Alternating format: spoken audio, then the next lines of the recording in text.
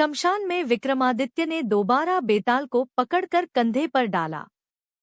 बेताल ने रास्ते में एक और कहानी सुनाई और पूछा, दूसरी कहानी।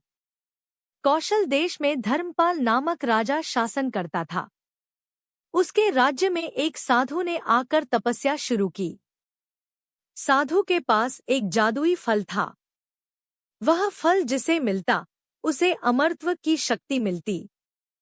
राजा धर्मपाल ने साधु की सेवा की और साधु ने वह फल राजा को भेंट कर दिया।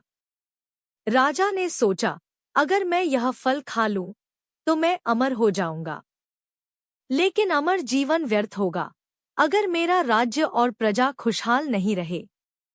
बेहतर होगा मैं यह फल अपनी प्रिय रानी को दे दूं ताकि वह हमेशा मेरे साथ रहे। राजा ने वह फल रानी को दिया। रानी ने फल लेकर अपने प्रेमी को दे दिया।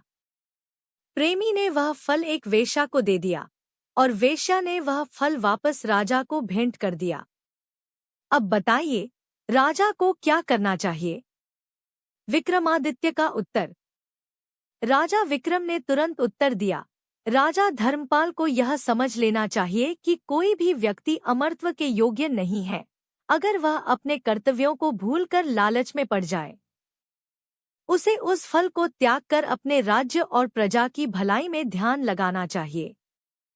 फल को त्याग देना ही सही विकल्प है। बेताल ने उत्तर सुनकर हंसते हुए कहा, राजन, तुमने फिर सही उत्तर दिया, लेकिन मैंने कहा था यदि तुम बोले तो मैं लौट जाऊंगा।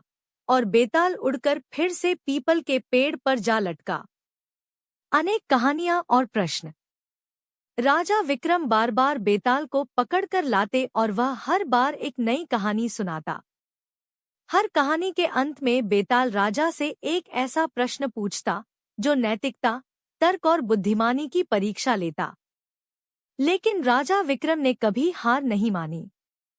वह हर बार बेताल की चुनौती स्वीकार करते और अपनी तीव्र बुद्धिमत्ता से हर प्रश्न का उत्तर देते। अंतिम कहानी और विजय।